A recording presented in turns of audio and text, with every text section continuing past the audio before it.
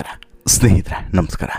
ಭಾವನಾ ರಾವಣ್ಣ, ನಟಿ ಭಾವನಾ ರಾವಣ್ಣ ಅವರು ತಂದೆ ಇಲ್ಲದೆ IVF ಮೂಲಕ ಮಗುವನ್ನು ಪಡೆಯುವಂತಹ ಮನಸ್ಸು ಮಾಡಿ ಈಗ ಒಂದು ಮಗುವಿಗೆ ಜನ್ಮವನ್ನು ಕೂಡ ಕೊಟ್ಟಿದ್ದಾರೆ. ಅವಳಿ ಮಕ್ಕಳಿಗೆ ಆರಂಭದಲ್ಲಿ ಜನ್ಮ ನೀಡಬೇಕಾಗಿದ್ದಂತಹ ಭಾವನಾ ರಾವಣ್ಣನವರು ಒಂದು ಮಗುವನ್ನು ಕಳೆದುಕೊಳ್ತಾರೆ.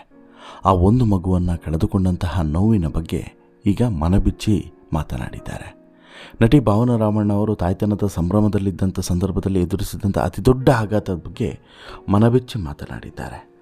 ಅವಳಿ ಮಕ್ಕಳಿಗೆ ಜನ್ಮ ನೀಡುವಂಥ ಸಂದರ್ಭದಲ್ಲಿ ಒಂದು ಮಗುವನ್ನು ಕಳೆದುಕೊಂಡಂಥ ನೋವು, ಆ ಸಮಯದಲ್ಲಿ ಅವರು ಅನುಭವಿಸಿದಂತಹ ಆ ಪರಿಸ್ಥಿತಿ, ಎದುರಿಸಿದಂಥ ಸವಾಲಿನ ಬಗ್ಗೆ ಹೇಳ್ಕೊಂಡಿದ್ದಾರೆ.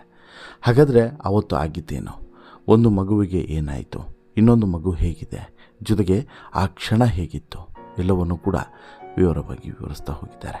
ಎಲ್ಲವನ್ನು ಕೂಡ ನೋಡ್ತಾ ಹೋಗೋಣ.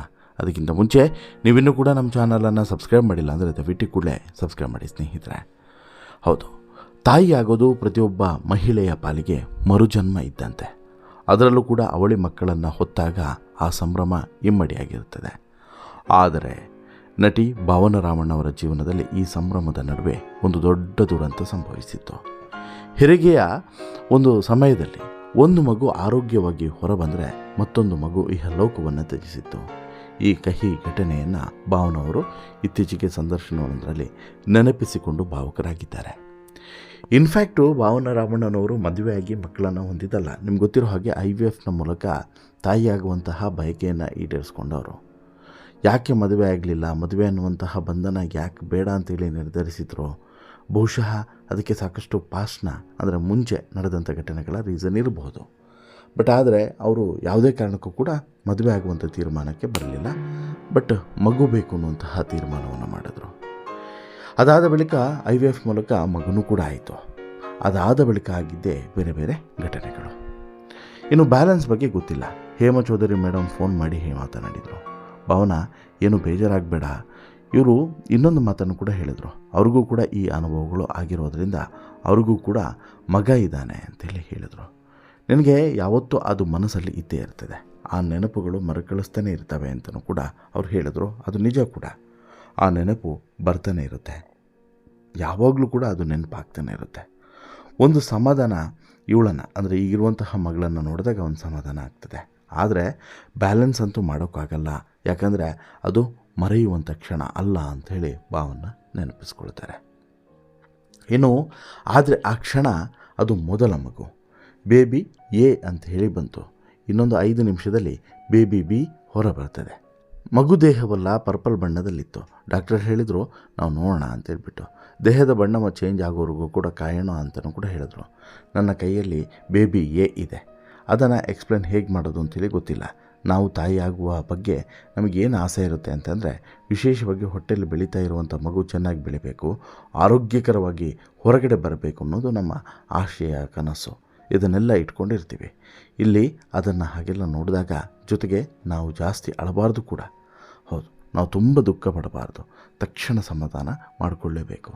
ಆ ತರಹ ತುಂಬ ದುಃಖ ಮಾಡಿಕೊಂಡಾಗ ಎದೆ ಹಾಲು ನಿಂತು ಹೋಗುವಂಥ ಸಾಧ್ಯತೆಗಳು ಇರ್ತವೆ. ಅದನ್ನು ಹೇಳ್ತಾನೆ ಇದ್ದರೂ ಕೂಡ ವೈದ್ಯರು ಎಚ್ಚರಿಸ್ತಾನೆ ಇದ್ದರು, ಸಮಾಧಾನ ಮಾಡ್ತಾನೆ ಇದ್ದರು.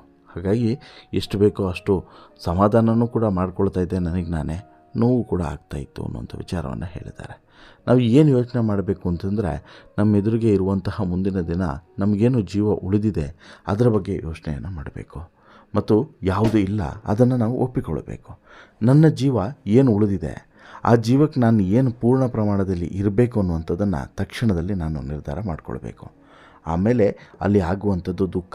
ಯಾಕಂದರೆ ಪೂರ್ತಿ ಪ್ರಮಾಣದಲ್ಲಿ ಬೆಳೆದಿರುವಂಥ ಮಗು ಅದು ಹೊರಗೆ ಬರೋಷ್ಟರಲ್ಲಿ ಅದರ ಎದೆ ಬಡಿತ ನಿಂತು ಹೋಗಿದೆ ಅಂದರೆ ಅದನ್ನು ನಾನು ಅರ್ಥೈಸಿಕೊಳ್ಳಲೇಬೇಕಾಗುತ್ತೆ, ಅದನ್ನು ನಾನು ಅರ್ಥ ಮಾಡಿಕೊಳ್ಳೇಬೇಕಾಗ್ತದೆ.